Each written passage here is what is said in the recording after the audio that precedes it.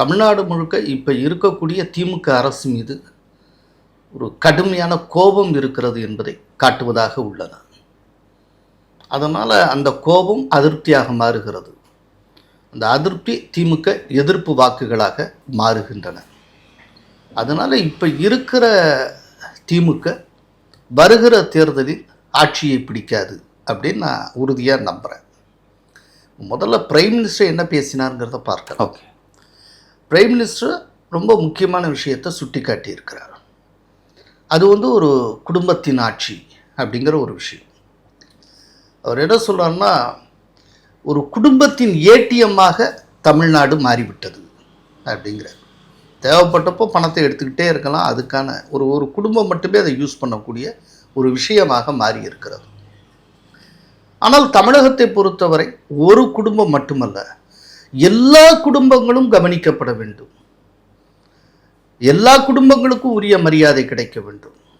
அதை ஒரு என்டிஏ அரசு தான் பூர்த்தி செய்ய முடியும் அப்படிங்கிற அந்த தகவலை அவர் சொல்லி இருக்கிறார். அதனால ஆட்சி மாற்றத்துக்கான அலை வீசத் தொடங்கிவிட்டது அப்படின்னு பிரதமர் மோடி தெளிவாக சொல்லியிருக்கிறார்.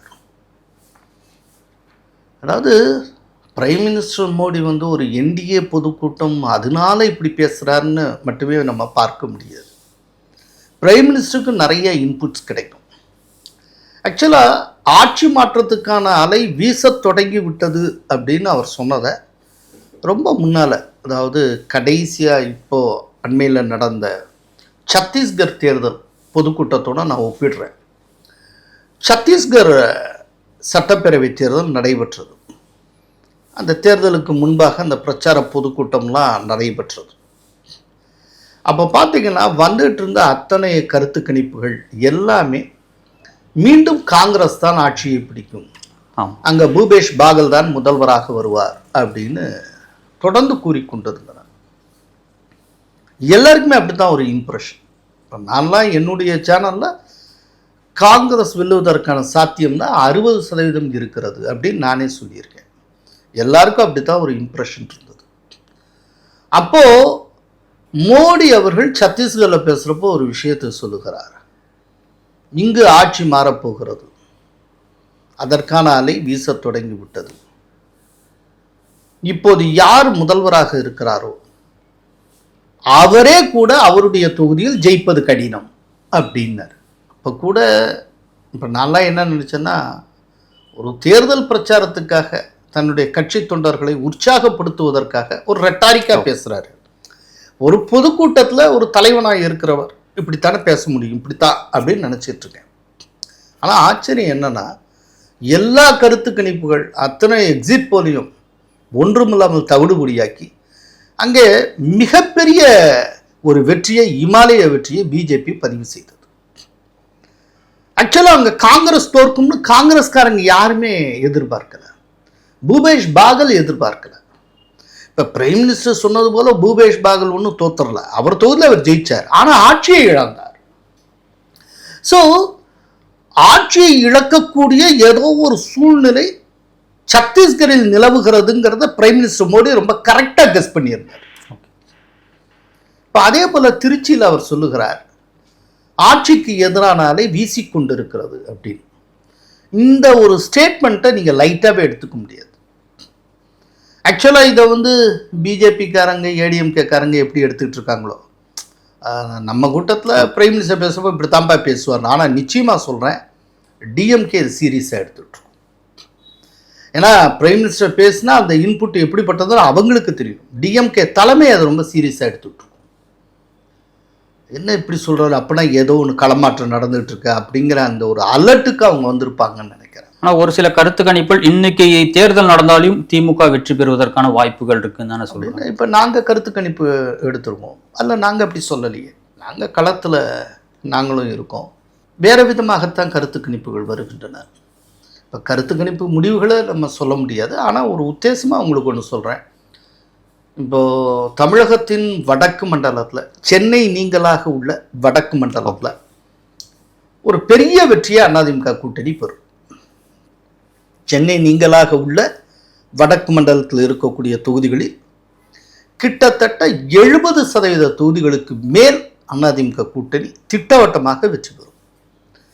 அதே போல கொங்கு மண்டலத்தில் தமிழகத்தின் மேற்கு பகுதியில் இருக்கக்கூடிய தொகுதிகளில் ஒரு 80 விழுக்காடு தொகுதிகளுக்கு மேல் அதிமுக கூட்டணி வெல்லும். சவுத்தை பொறுத்தளவில் ஏடிஎம்கே டிஎம்கே 50-50 இருக்கும். சவுத்தை பொறுத்தளவில் இதில் என்டிஏவுக்கு ரொம்ப சிக்கலான ஏரியா இருந்தால் காவிரி டெல்டா ஏரியா மற்றும் இந்த திருச்சி பகுதி தான். இந்த பெல்ட் மட்டும்தான் சேலஞ்சாக இருக்கும். ஆக்சுவலாக இந்த பெல்ட்டில் தான் என்டிஏவை காட்டிலும் அதிகமாக டிஎம்கே ஜெயிப்பதற்கு வாய்ப்பு இருக்கிறது. இந்த பெல்ட், அதாவது காவிரி டெல்டா, திருச்சி, அப்புறம் சென்னை மாநகராட்சி அதுக்கு உட்பட்ட தொகுதிகள், சென்னை நகர் தொகுதிகள்னு வச்சுக்கோங்களேன், சென்னை மாநகர தொகுதிகள், இதில் மட்டும்தான் என்டிஏவை காட்டிலும் அதிகமாக டிஎம்கே பெறும். மேபி சவுத்தில் ஒரு சின்ன எட்ஜோவர் இருக்கலாம். இப்போ போன தடவை மாதிரிலாம் அப்புறம் படுதோல்வியெல்லாம் இருக்காது. சவுத்தில் என்டிஏவும் டிஎம்கேயும் 50-50 ஜெயிக்கிறதுக்கு வாய்ப்பு இருக்குது சவுத்தில்.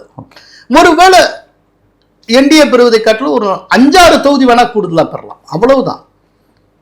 ஸோ டிஎம்கேக்கு சாதகமான மண்டலங்கள் அப்படின்னு பார்த்தீங்கன்னா சென்னை மாநகர், Kaveri delta area and Trichy region. இது என்டிஏவுக்கு சாதகமான மண்டலங்கள் அப்படின்னா வடக்கு மாவட்டங்கள், அப்புறம் தமிழகத்தின் மேற்கு கொங்கு மண்டலம்னு சொல்லக்கூடிய அந்த பகுதிகள். இது ரெண்டும் இவங்களுக்கு சாதகமாக இருக்கும். இந்த பக்கம் விஜய் அவர்கள் சவுத் வந்து 50-50 இல்லை. ஓகே, விஜய் என்னவார்? 0ல் இருப்பார் விஜய். அதிகபட்சம் நான் இன்னைக்கு சொல்கிறேன், உங்கள் தாமரை சேனலில் சொல்கிறேன், நேயர்கள் தயவு செய்து இன்னைக்கு டேட்டா போட்டு குறித்து வச்சுக்கலாம். விஜய் அதிகபட்சம் 12-லேருந்து 14% வாக்குகளை பெறுவார். நிச்சயமாக டபுள் டிஜிட் 10%க்கு மேலே அவர் வாங்குறார், அது உறுதி. இப்போ முதல் தடவையாக கேப்டன் 2006 கட்சியை ஆரம்பித்து அவர் களம் கண்டப்போ 8.5% வாங்கினார் விஜயகாந்த். இன்னைக்கு விஜய் வந்து அதுக்கு மேலே கொஞ்சம் கூடுதலாக வாங்குவார், 10-11. அதுக்கப்புறம் கொஞ்சம் பொதுமக்கள் ஓட்டு அது இது எல்லாம் சேர்றப்போ ஒரு 12-லேருந்து 14% வாக்குகளை பெறுவார். தமிழ்நாடு மாதிரியான ஒரு மிகப்பெரிய ஸ்டேட்டில் 14% வாக்குகள் அப்படிங்கிறத வச்சுட்டு ஒன்றுமே செய்ய முடியாது. ஒரு தொகுதி கூட ஜெயிக்க முடியாது. வாக்குகளை வச்சுக்கலாம், ஆனால் தொகுதின்னு பார்த்தீங்கன்னா ஒன்றுமே ஜெயிக்க முடியாது. விஜய் என்டிஏவுக்குள்ள வருவார். விஜய் எந்த இடத்துல போட்டியிடுகிறாரோ, அநேகமாக பெரம்பூரில் போட்டியிடுவார்னு சொல்கிறாங்க, அந்த இடத்துல விஜய் ஜெயிக்கலாம். ஏன்னா அங்கே ரொம்ப கான்சென்ட்ரேட் பண்ணுவாங்க. அநேகமாக விஜய் எதிர்த்து முஸ்லீம் வாக்குகளை பிரிப்பதற்காக விடுதலை சிறுத்தைகள் கட்சியை சார்ந்த ஷானவாஸ் அவரை எதிர்த்து போட்டியிடுவார்னு கூட சில டாக்ஸ் எல்லாம் வந்துகிட்டு இருக்கு. அந்த இடத்துல விஜய் ஜெயிக்கலாம், அவர் போட்டியிடுகிற தொகுதியில் ஜெயிக்கலாம். அதை தாண்டி தாவேக்கா ஒரு தொகுதிக்கு மேல் ஜெயிப்பது கடினம். பெரிய எதிர்பார்ப்பு அவர் கிளப்பி இருக்கிறார், ஆனால் படுதோல்வி அடைவார், மிக படுதோல்வி அடைவார். அவர் வந்து கிட்டத்தட்ட சிரஞ்சீவி மாதிரி தான் அந்த இடத்துல அவர் நிற்பார்னு நான் நினைக்கிறேன். இப்போ இதுக்கு முன்னால் அதே போல் தான் விஜயகாந்த் பெரிய எக்ஸ்பெக்டேஷனை உருவாக்கின டயத்தில் 2006 விஜயகாந்த் எவ்வளோ ஜெயிச்சார்? வெறும் ஒரு தொகுதி, அவ்வளவுதான். அதே போல் 2009 லோக்சபா எலெக்ஷனில் ஒன்றுமே ஜெயிக்கல. அதே இடத்துல தான் இவரும் இருப்பார். விஜய் வந்து வாக்குகளை பிரிக்கிறார்.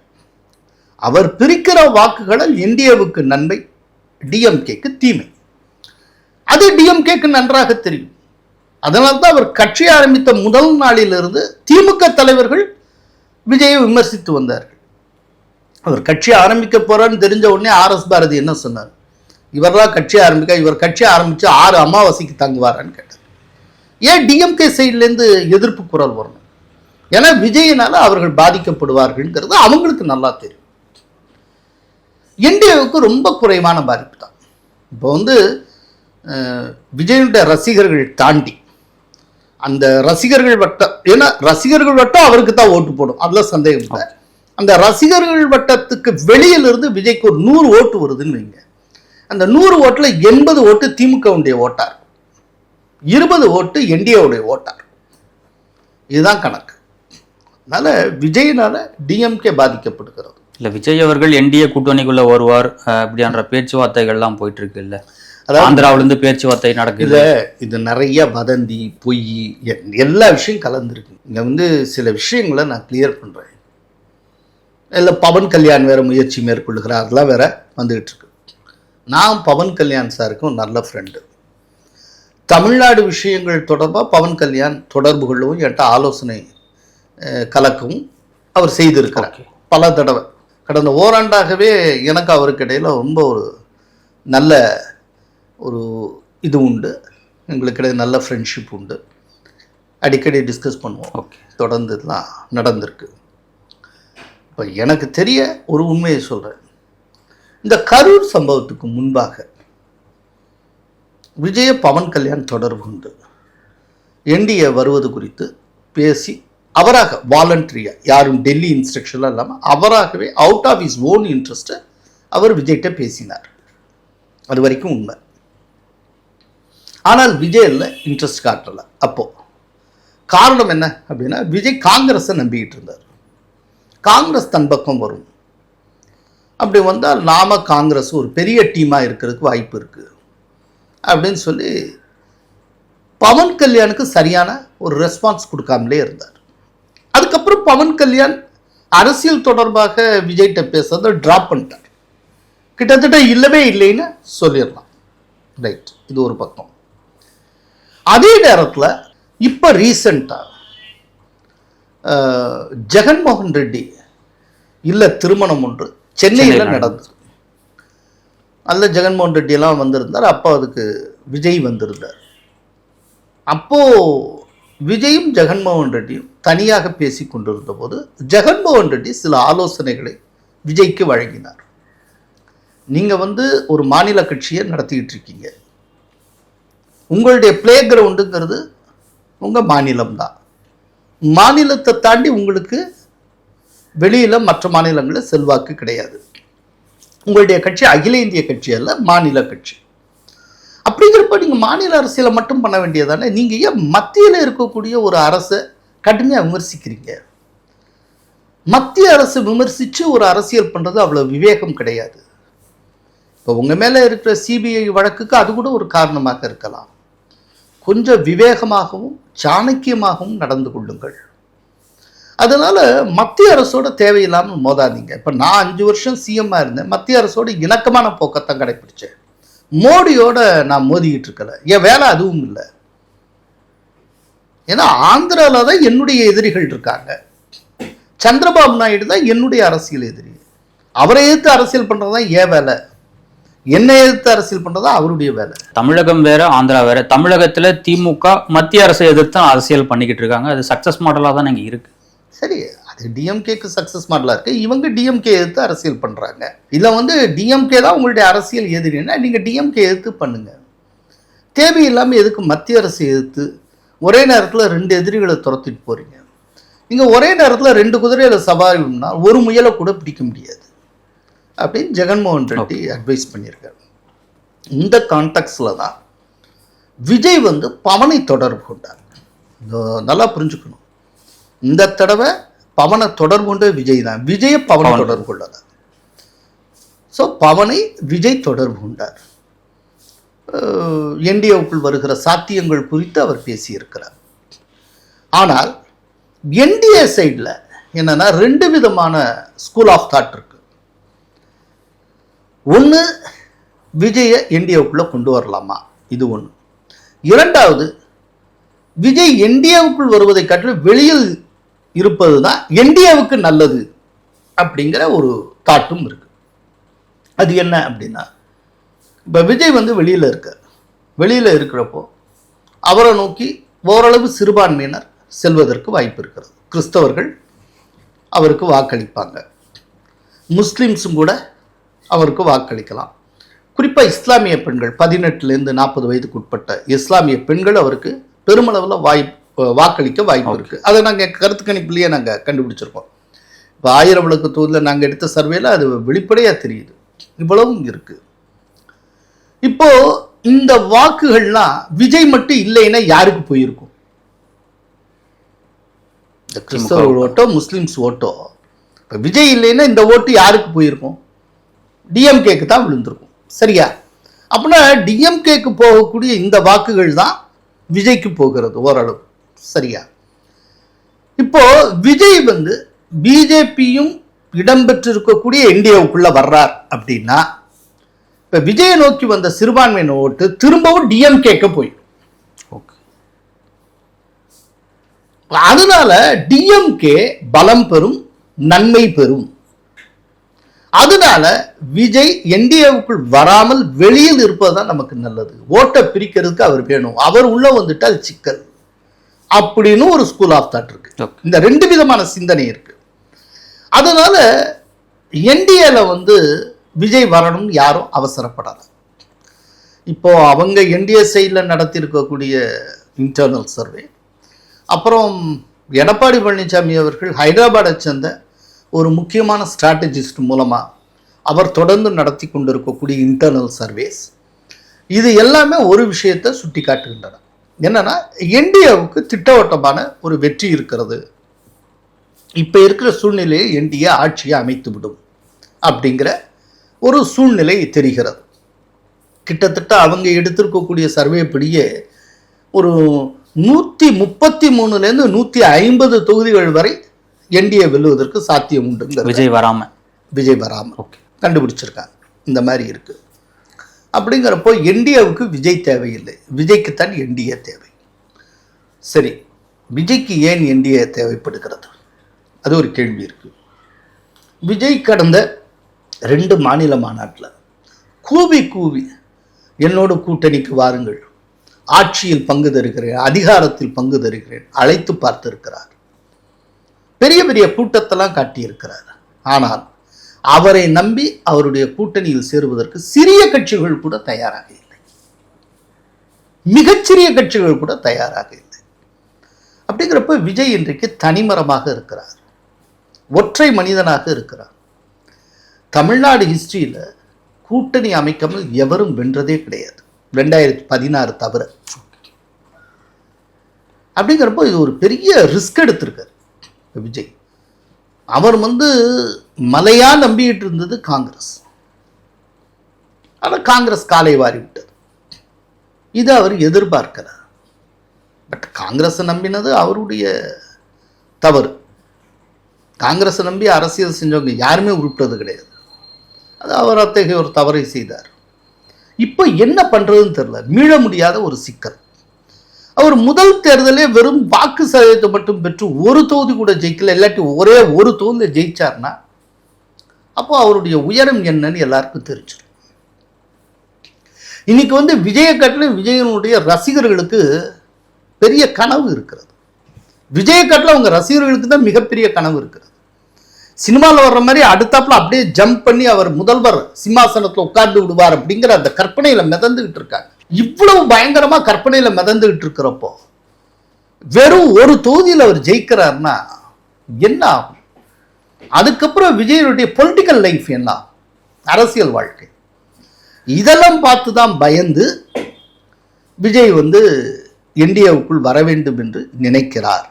ஆனால் என்டிஏல இருவிதமான கருத்துகள் இருக்கின்றன. சரி, இப்போ இந்த இருவிதமான கருத்துகள் இது எல்லாம் நான் சொல்லிட்டேன். இப்போ இதெல்லாம் சமிங்கப் பண்ணி இப்போ எதற்கு சாத்தியம் அதிகம் உண்டு அப்படின்னு பார்க்கலாம். நான் நினைக்கிறேன் என்டிஏவுக்குள் விஜய் வரமாட்டார், அனுமதிக்கப்பட மாட்டார் அப்படின்னு நான் நினைக்கிறேன். அதே நேரத்தில் அவர் வந்து சிபிஐ வழக்கில் மாட்டி இருக்கிறார், அடிக்கடி டெல்லி செல்லுகிறார். அதனால அவரை வெளியில் வைத்தே என்டிஏ தலைமை பயன்படுத்தி கொள்ளும். ஓகே, இன்னைக்கு வந்து ஒரு விஷயத்தை நான் சொல்றேன். விஜய் வந்து சென்னையில் இருந்தாலும் அவருடைய குடிமை டெல்லியில் சிக்கியிருக்கு, மறந்துடக்கூடாது. ஏன்னா இந்த கரூர் சம்பவத்தில் தமிழக அரசை மட்டுமே நீங்கள் குற்றவாளி ஆக்க முடியாது, பாதுகாப்பு குறைவு அப்படி இப்படின்னு சொல்ல முடியாது. இவர் ஏன் லேட்டாக வந்தார்னு ஒரு கேள்வி இருக்கு. அது ஒரு குறுகலான பகுதி, ரைட்டா? இவர் 7 மணி நேரம் தாமதமாக வந்திருக்கிறார். அப்போ ஒவ்வொரு மணி நேரமும் அவரை பார்க்கறதுக்கு கூட்டம் அப்படியே குவிஞ்சுக்கிட்டே இருக்கு. இப்போ இதை வந்து அவர் சொன்ன டயத்திலேயே வந்திருந்தால் இந்த கூட்டம் சேர்ந்திருக்காது, இந்த ஒரு துயர சம்பவமே நடந்திருக்காது. இப்போ அதெல்லாம் இருக்கு. போன வருஷம் நினைக்கிறேன் பெங்களூர் சின்னசாமி ஸ்டேடியத்தில் IPL கிரிக்கெட் மேட்ச்ல நெரிசல் ஏற்பட்டு என்ன நடந்ததுன்னு தெரியும், உயிரிழப்பெல்லாம் ஏற்பட்டது. அப்போ அது தொடர்பான விசாரணையின் அடிப்படையில் யார் ஆர்கனைசரோ அவரே கைது செய்யப்பட்டார். அப்படி ஒரு முன்னுதாரணம் இருக்கு. இப்ப இந்த கூட்டத்துடைய ஆர்கனைசர் யாரு? தாவேகா. தாவேகாவோட தலைவர் யாரு? விஜய். விஜய் லேட்டா வந்திருக்காரா? உண்மை.